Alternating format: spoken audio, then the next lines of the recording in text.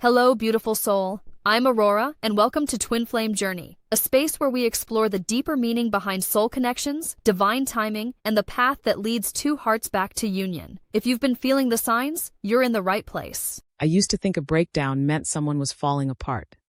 Now I see it differently. Sometimes a breakdown is the first honest thing that happens after years of pretending. The divine masculine does not always awaken through peace. Sometimes he awakens through pressure, through silence, through loss, through a night where he cannot distract himself anymore, through a memory that will not leave, through the sudden realization that the life he built around avoidance no longer feels like safety. And just before awakening, he may break, not always publicly, not always with tears anyone sees. Sometimes his breakdown looks like staring at the ceiling at 3 a.m., sitting in the car after arriving home and not getting out, typing a message and deleting it 10 times, feeling angry for no clear reason, losing interest in the things that used to numb him, hearing her name inside his chest before his mind even forms the thought. He may look calm, but inside, the mask is cracking, the story is collapsing, the feelings he buried are rising. The love he denied is becoming louder than the fear he used to protect himself. And that is terrifying, because awakening is not always beautiful at first. Sometimes awakening feels like everything he used to depend on stops working. The silence does not protect him. The pride does not comfort him. The distractions do not numb him. The distance does not make him free. The mask does not feel like strength anymore.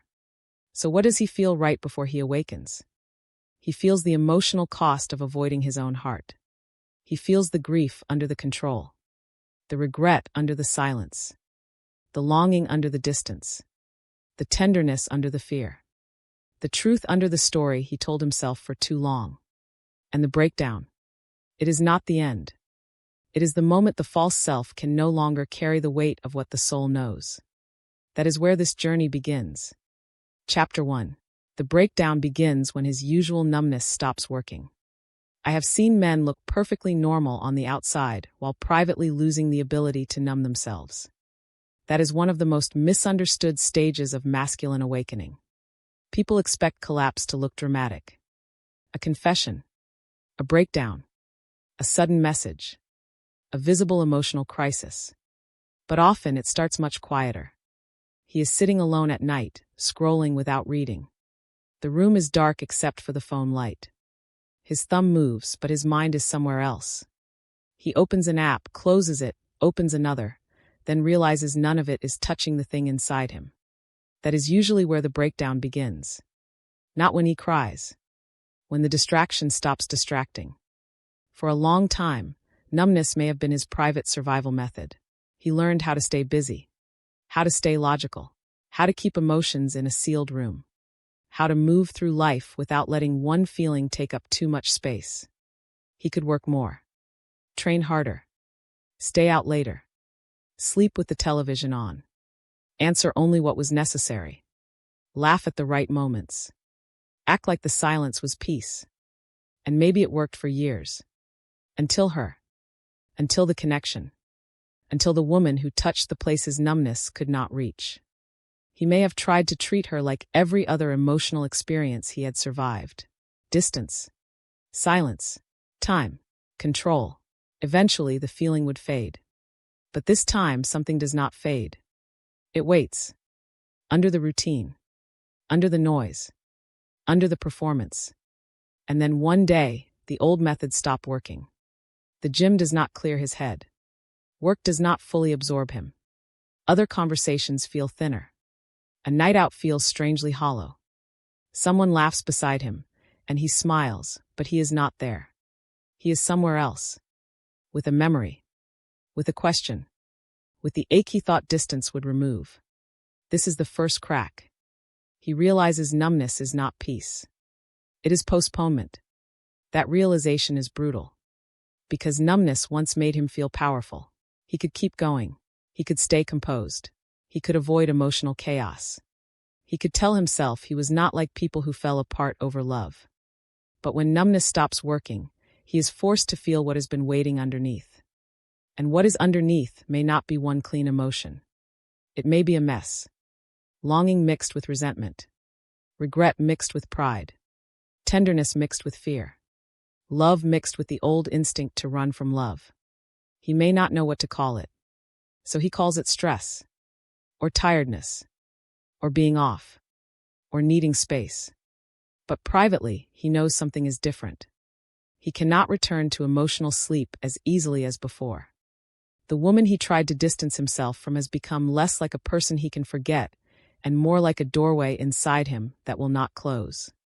That scares him. Not because he is weak. Because it means control is failing. And for a man who has survived by controlling what he feels, losing control can feel like losing himself. This is why the breakdown starts before the awakening. The system that kept him emotionally asleep begins to malfunction. The numbness cracks. The buried feeling rises.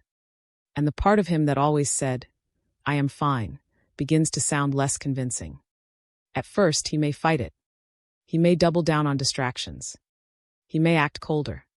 He may avoid her name. He may tell himself the connection was not real. He may try to replace the feeling with someone or something easier. But the soul has already started pressing from underneath. Not loudly. Steadily. Like a hand on a locked door. And the door begins to shake. Lesson of this chapter. The breakdown begins when his usual ways of numbing no longer work. He can still function, but he can no longer fully escape what he feels. And once numbness stops protecting him, the emotions he buried begin looking for a way out. Chapter 2. He feels everything he tried to avoid all at once. I have always thought the most frightening emotions are not the loud ones. They are the delayed ones. The feelings someone avoided for months, sometimes years, only to have them arrive all at once. That is what can happen to the divine masculine right before awakening. It is not one feeling. It is a flood. He may wake up one morning with a heaviness he cannot explain. Nothing obvious happened. No new message. No dramatic event. Just the weight of something finally reaching the surface.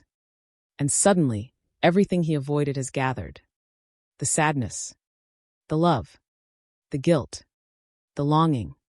The fear. The shame. The memory of her face when she knew he was pulling away. It hits him in layers. He may think about one moment, then another follows. Then another. The conversation he ended too quickly. The message he left unanswered. The night he acted distant after she had opened her heart. The way she went quiet near the end, not to punish him, but because she was tired. That memory can be unbearable. Not dramatic. Just unbearable in the private way. He may put his phone down and stare at nothing. He may feel his chest tighten. He may be angry suddenly, but there is no clear target. He may want to cry, but the body does not know how. So the emotion turns into pressure. This is what happens when avoidance stops containing the inner world. Everything that was postponed comes due. He had avoided grief by staying busy. Avoided tenderness by staying distant. Avoided guilt by blaming timing. Avoided vulnerability by calling the connection complicated. Avoided accountability by telling himself silence was better than saying the wrong thing. But emotions do not disappear just because they are not expressed. They go somewhere. Into the jaw. Into the stomach. Into the chest. Into the way he suddenly cannot sleep. Into the irritation he takes out on the wrong people. Into the strange ache that arrives when the day gets quiet. This is the body telling the truth. And right before awakening, the body often speaks louder than the mind. The mind says, move on. The body says, not yet. The mind says, it was not that deep. The body says, then why does it hurt here? The mind says, you did what you had to do. The body says, then why do you keep remembering her eyes? That inner conflict is the beginning of collapse. Not collapse as weakness. Collapse as the breakdown of denial. He can no longer keep each emotion in a separate box. Love over here. Fear over there. Regret hidden somewhere else. Longing buried under logic. The box is open. All at once. And the contradiction is intense. He misses her, but he is afraid of needing her. He wants to reach out, but he fears being exposed. He regrets the silence, but he does not know how to explain it. He wants repair, but he is terrified of hearing how much he hurt her. This is what emotional awakening often looks like before it becomes conscious. Confusion, restlessness, contradiction. A man does not always say, "I am awakening." He may say, "I do not feel like myself." That sentence matters, because the self he does not feel like is the guarded self, the controlled self, the avoidant self, the one who could put emotions away and keep moving. Now that self is failing. Something more honest is trying to rise. And honesty at first can feel like chaos. He may not know what to do with all this feeling. He may try to make it about her. She got under my skin. She made things complicated. She changed me. But deeper down, a more uncomfortable realization is waiting. She did not create the feelings from nothing. She revealed what was already buried. That is a hard truth. She touched the places that were unhealed, unopened, unspoken. So when he breaks down, he is not only breaking down over her. He is breaking down over everything she awakened. The grief he never processed. The fear of intimacy he never named. The shame around emotional need. The loneliness hidden beneath independence. The hunger to be loved without the performance. No wonder it feels like too much. It is not only about one woman. It is about the emotional life he spent years not living. Lesson of this chapter. Right before awakening, he may feel everything he avoided all at once. The breakdown is not random.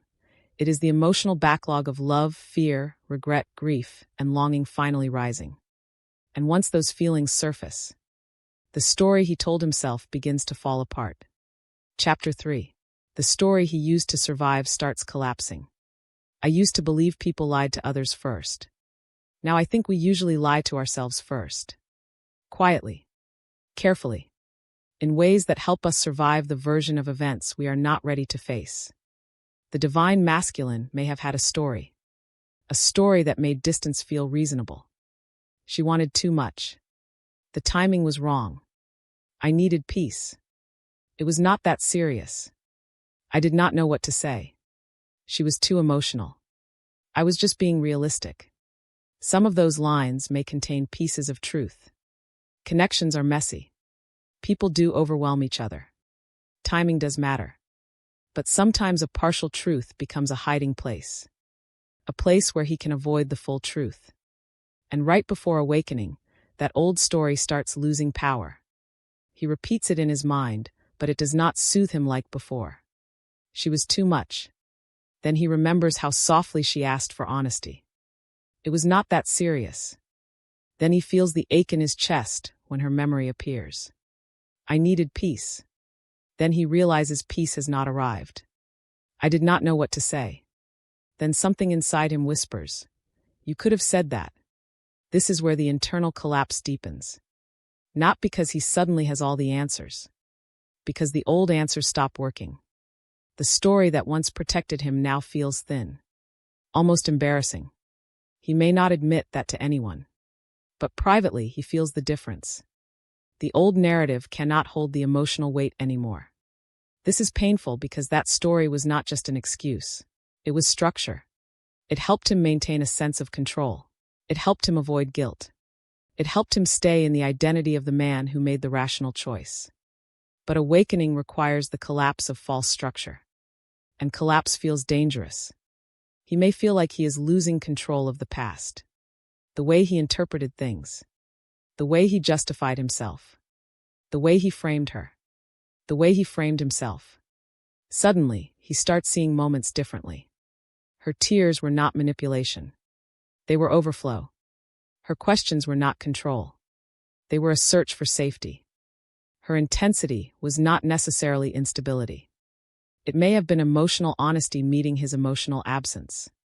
That realization can break something open. He may feel ashamed. Not the kind of shame that heals. The kind that makes him want to hide. He may think, "I was wrong." Then another part of him reacts. "No, you had reasons." Back and forth. Ego defending. Soul witnessing. This inner argument is exhausting. but it is also sacred. It means the unconscious pattern is no longer running silently. He can see it now. Not fully. Not cleanly. But enough. He begins to understand that the story he used to survive may also have kept him from growing. That is hard to hold. Very hard. Because if he lets go of the old story, he must face accountability. He must acknowledge impact. He must admit that silence was not neutral.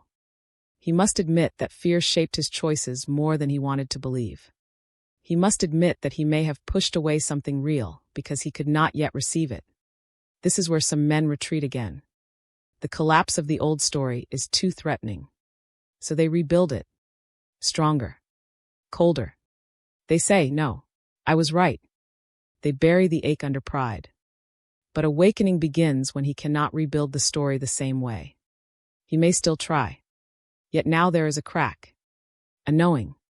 A voice under the defense saying, you are not telling the whole truth. That voice is small at first. Almost inconvenient. But it stays. At night. In the quiet. After distractions. During ordinary moments when the past suddenly walks into the room. And eventually he has to listen. Not because someone forces him. Because the story no longer gives him peace. A false story can only protect someone for so long. At some point, the soul wants the truth more than the ego wants innocence. That is the turning point. Lesson of this chapter. Right before awakening, the story he used to justify avoidance begins to collapse. He can no longer fully believe the excuses that once protected him from guilt, grief, and emotional responsibility. And when the old story falls, he has to meet the part of himself he was hiding from. Chapter 4. He meets the wound behind the avoidance. I have never seen true avoidance without a wound behind it. Not once. People may call it independence. They may call it needing space. They may call it not being ready. They may call it staying logical. But underneath chronic emotional avoidance, there is usually a younger part of the person that learned closeness was not safe. That is what he begins to meet right before awakening. Not just her memory. His wound. This is the part many spiritual conversations skip, but it matters. He did not become avoidant in a vacuum. Somewhere along the way, he learned something. Maybe he learned that expressing emotions made him weak.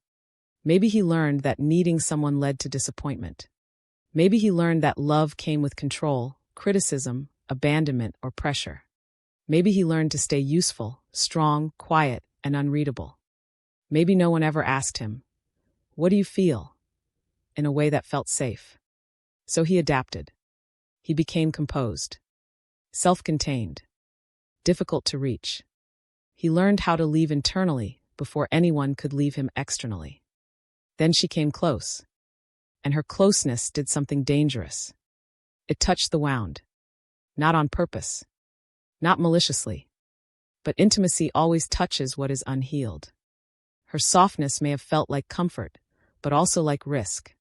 Her emotional honesty may have felt beautiful, but also like exposure. Her love may have invited him into safety, but his body may have remembered danger. So he avoided. Not because she was unsafe, because his wound was loud. This is a devastating realization. Right before awakening, he may begin to see that his reaction to her was not only about her. It was old fear wearing her face. That can make him feel disoriented. He may ask, was I protecting myself from her? Or from the past? Was I responding to what she actually did? Or to what I feared love would eventually become? Was I seeing her clearly? Or seeing her through the wound? These questions can shake the foundation of his identity. He may realize he has mistaken emotional shutdown for wisdom. He has mistaken distance for safety. He has mistaken control for maturity. But the wound does not disappear when it is recognized. At first, recognition can make him feel even more fragile. He may feel younger inside. Not childish. Younger. Like a part of him that never learned how to trust is suddenly standing in the room.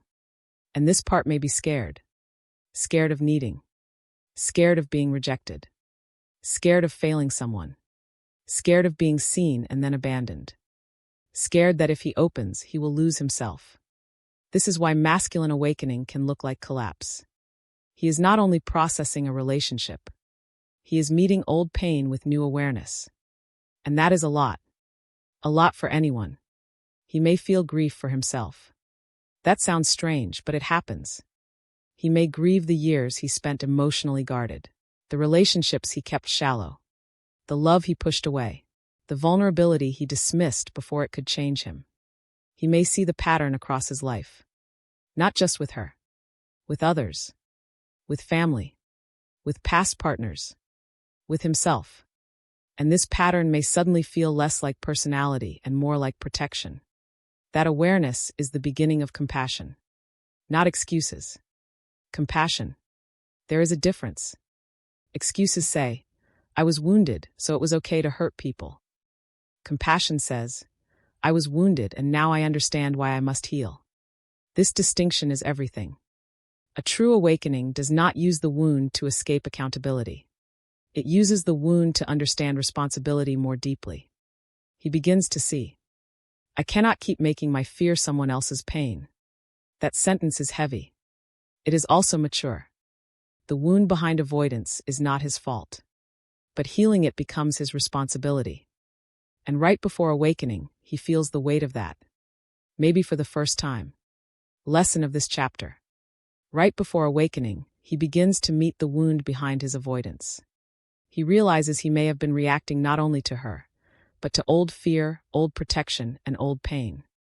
And once he sees the wound clearly, he can no longer pretend the mask is who he truly is. Chapter 5. The mask cracks when he can no longer perform being fine. I have seen the phrase, I'm fine, become a whole identity. Some people do not say it casually. They live it. They become the person who is fine. Fine after disappointment. Fine after conflict. Fine after heartbreak. Fine when they are confused. Fine when they are lonely. Fine when something inside them is begging to be acknowledged. The divine masculine often knows this performance well. He may not call it a performance. He may call it strength.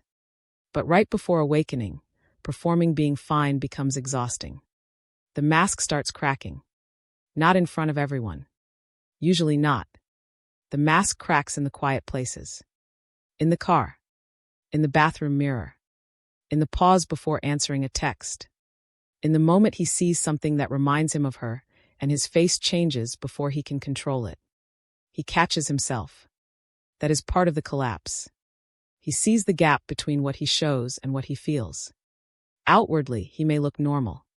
Inside, he may feel split. The man people see. And the man holding everything back. That split becomes unbearable after a while. The mask used to protect him from being exposed. Now it prevents him from being reached. That is the emotional tragedy of the masculine mask. It keeps pain hidden. But it also keeps love out. He may realize this slowly. A friend asks, "You good?" He says, "Yeah." Automatic. Then afterward, something in him feels hollow. He wanted someone to see through it. But he also made sure no one could. That contradiction hurts. He wants to be known. He fears being known. He wants someone to ask the right question. He resents needing anything from anyone. He wants to speak. He does not know how to begin. This is the inner conflict before awakening. The mask cracks because the soul is tired of being misrepresented. It is tired of watching him perform indifference while carrying grief. Tired of hearing him say he does not care when his body reacts to her absence. Tired of helping him survive by hiding the very emotions that could lead him into deeper truth. He may feel sudden waves of vulnerability. A softness he cannot explain. He may feel close to tears but not cry. He may feel the urge to confess something, then swallow it. He may look at old messages and feel a strange mix of tenderness and shame. The mask does not come off neatly. It resists. It says, "Stay controlled." The heart says, "I am tired." The mask says, "Do not look weak." The heart says, "I need to be real." The mask says, "You can handle this alone." The heart whispers, "That is what made me lonely." That whisper can break him. Not loudly. Deeply. Because he may realize his strength has been incomplete. He knows how to endure. But does he know how to be intimate? He knows how to stay silent. But does he know how to repair? He knows how to appear unmoved. But does he know how to let love move him without running? These questions create pressure. The mask cannot answer them. Only the real man can. And right before awakening, he begins feeling the difference between the mask and the man underneath. The mask is proud. The man is grieving. The mask is controlled. The man is longing. The mask says, I do not need her. The man says, she reached something in me. The mask says, do not go back. The man asks, what if going back is not the point? What if becoming honest is? This is where awakening begins to feel possible. Not easy. Possible. Lesson of this chapter. Right before awakening, the mask cracks because pretending to be fine becomes too exhausting. He begins to feel the gap between who he appears to be and what he actually carries inside. And once the mask cracks, the heart begins telling the truth. Chapter 6. He feels love as a loss before he can feel it as courage. I wish this were not true, but sometimes the divine masculine has to feel love as loss before he can feel it as courage. He may not understand what she meant to him while she was present. Not fully. He may have felt the connection, yes. But feeling something and understanding its value are not always the same, especially when fear is louder than gratitude. When she was close, love came with responsibility. He had to respond. He had to be seen. He had to risk disappointing her. He had to face the possibility that this mattered. So he backed away. Then separation comes. And suddenly love becomes safer to feel. No immediate demand. No eye contact. No conversation happening in real time. No need to reveal what is shaking inside him. He can feel her from a distance. And that distance may open the heart. But it also creates the ache of absence. He begins to feel love as something he may have lost. That is painful. But pain can teach what comfort could not. He may remember her differently now. Not as pressure. As presence. Not as someone asking too much. As someone asking to be met. Not as intensity. As intimacy he did not know how to hold. The reinterpretation is devastating. The same memories that once triggered defensiveness now trigger grief. A message she sent. A time she waited. A look she gave him when she knew he was leaving emotionally. A moment where he could have softened, but chose control. He may finally feel love underneath the regret. And love, when it arrives through loss, has a different weight. It is not romantic fantasy. It is recognition. A quiet, aching recognition. She mattered. I cared. I was afraid. I did not know how to hold it. Those are awakening sentences. They may not be spoken out loud yet. But inside, they begin rearranging him. Love begins to move from hidden emotion into moral awareness. That sounds serious because it is. He starts asking not only, do I love her? But, how did I treat what I loved? That question is one of the biggest turning points. A person can love and still be careless. A person can feel deeply and still avoid responsibility. A person can be spiritually connected and still emotionally unsafe. This is where masculine awakening becomes grounded. He sees that love is not proven by what he feels in separation. It is proven by whether he can become courageous in presence. But before courage arrives, he often feels the loss. The ache of not having access. The ache of realizing her softness is no longer automatically available. The ache of knowing she may have changed while he was hiding.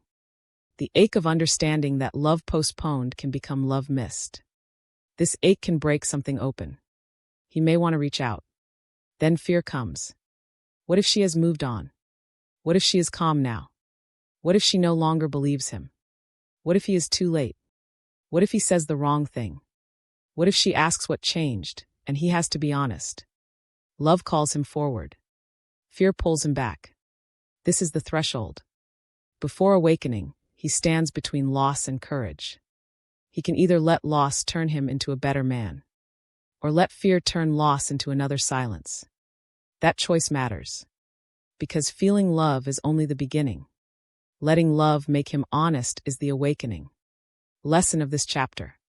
Right before awakening, he may first feel love as loss. Separation helps him recognize what mattered.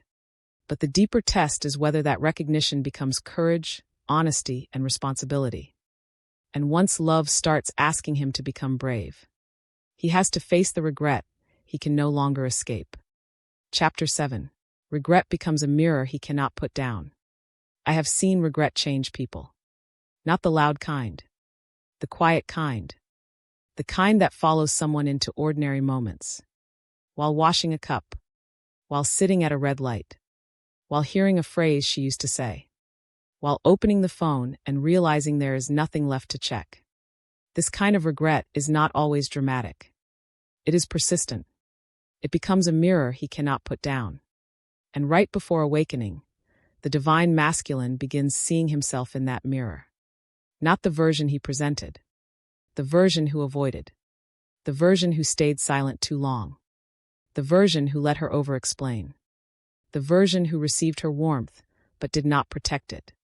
The version who interpreted her pain as pressure because accountability felt threatening. That mirror hurts. He may want to look away. But he cannot unsee it now. He may remember her trying. Really trying. Not perfectly. No one loves perfectly. But sincerely. She tried to explain without attacking. Tried to stay soft while hurting. Tried to understand his fear while managing her own confusion. Tried to believe in the man beneath the mask. And he may realize. She was carrying more than I knew. That realization changes the quality of regret. It is no longer only about missing what she gave. It becomes awareness of what he failed to give. This is where regret becomes mature. Immature regret says, I lost her. Mature regret says, I did not meet her when she was still there. There is a difference. One is about his loss. The other includes her experience. That inclusion is the beginning of empathy. And empathy is often what cracks the avoidant shell. For a long time, he may have been locked inside his own fear. What felt safe for him. What felt overwhelming for him. What he could handle. What he could not say. What he needed. Awakening begins when he asks, what was it like for her? What did my silence do to her body? How many times did she have to guess what I would not speak? How much did she shrink her needs, so I would not feel pressured? How tired was she before she stopped trying? These questions are painful. They are also necessary. A man cannot awaken into love while remaining blind to impact. He can have feelings. He can have dreams. He can have signs. But if he cannot see impact, he is still centered in himself. Regret becomes a mirror when it reveals impact. And impact asks for responsibility. He may begin to understand that an apology is not simply a sentence. It is a posture. A willingness to stop defending. A willingness to listen. A willingness to admit that even if he was wounded, his behavior still affected someone else. That is hard. Especially if shame rises. Shame says, you are bad. Regret says, you need to grow. Shame says, hide. Regret says, become honest. Shame says, it is too late. Regret says, then let this change you, whether or not she returns. That last part matters. Real regret matures even when there is no guaranteed reward. If he only wants to change to get her back, the transformation may remain fragile. But if he sees the pattern and does not want to keep being that man anymore, something deeper is happening. He may whisper privately, I do not want to hurt someone like that again. That sentence is awakening. Not flashy. Not poetic. Human. And human is where transformation begins. Lesson of this chapter. Right before awakening, regret becomes a mirror he cannot put down. He begins to see not only what he lost, but how his avoidance affected her. And once regret becomes empathy, he can no longer hide behind his own pain alone. Chapter 8. He breaks down because the false self cannot carry the soul truth. There is a point where pretending becomes heavier than breaking. I know that sounds intense. But anyone who has lived too long behind a false self understands it. The false self is useful at first. It helps him survive. It helps him look strong when he feels uncertain. It helps him stay independent when he secretly wants closeness. It helps him keep emotional distance when intimacy feels like too much. But the false self cannot hold soul truth forever. It can hold an image, not truth. It can hold control, not love. It can hold silence, not grief. So right before awakening, the divine masculine may break down because the structure he built to avoid truth can no longer carry the weight of what he knows. He knows he cared, even if he denied it. He knows she mattered, even if he minimized it.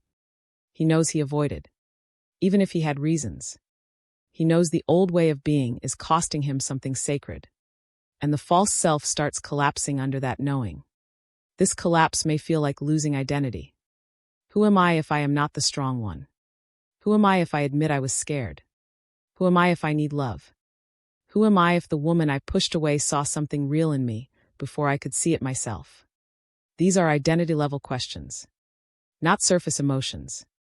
This is why awakening can feel like breakdown. The ego hears these questions as danger.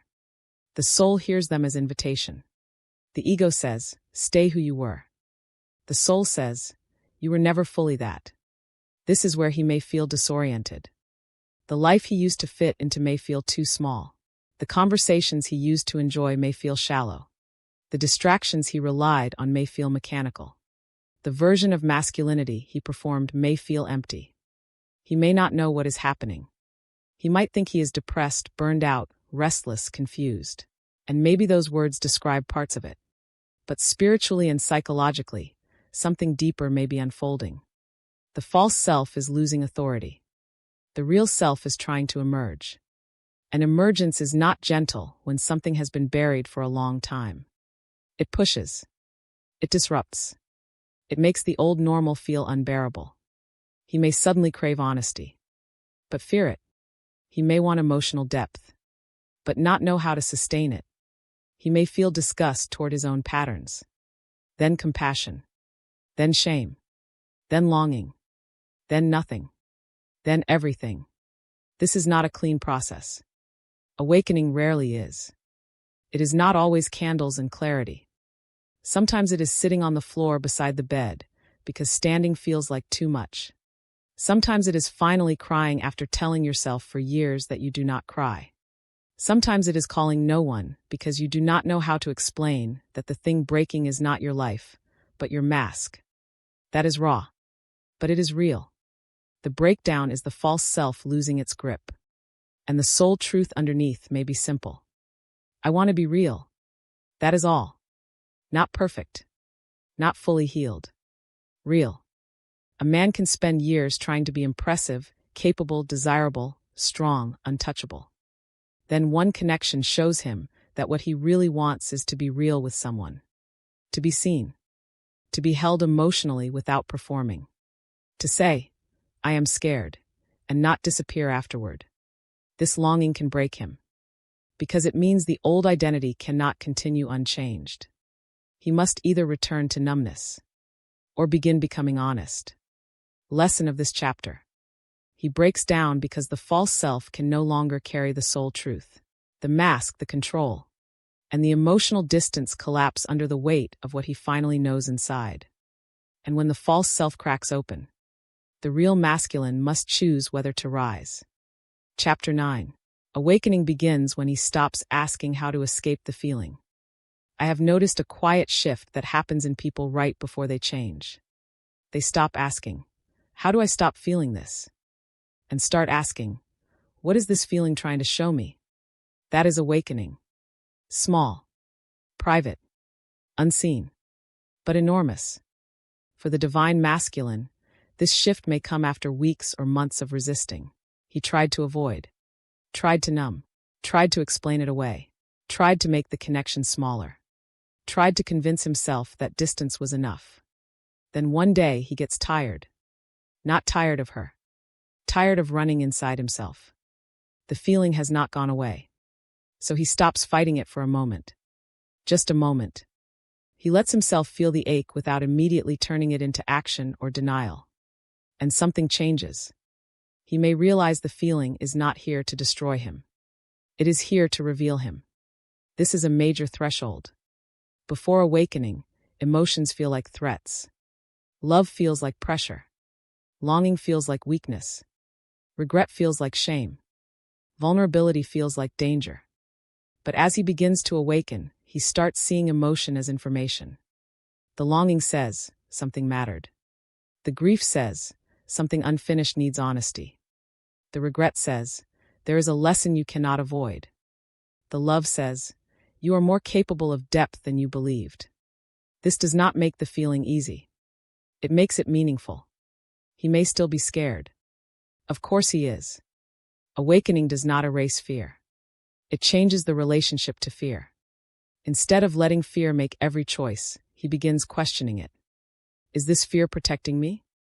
Or keeping me from love? Is silence helping? Or hiding? Is distance giving clarity?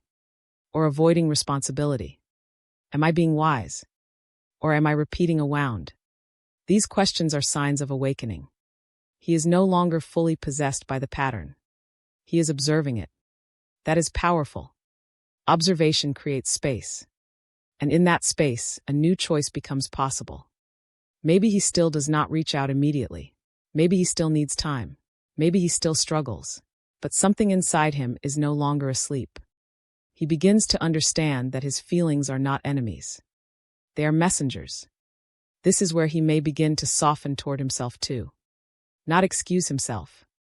Soften. He may see that the avoidant part of him was trying to protect him. It was clumsy. It caused pain. It avoided accountability. But it was born from fear, not evil. This compassion matters. Without it, he may drown in shame and call that awakening. It is not.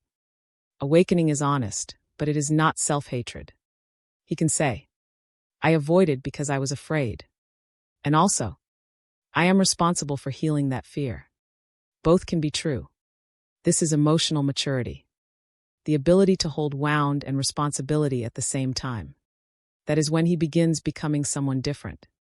Not because he suddenly says the perfect thing, but because he stops using pain as an excuse to remain unconscious. He begins asking what the pain is here to teach. And the answer may be honest. Stop running. Repair where you can. Release where you must. Do not make another heart pay for what you refuse to face. That is awakening. Quiet. Unromantic sometimes. But sacred. Lesson of this chapter. Awakening begins when he stops trying only to escape the feeling and starts listening to what the feeling reveals.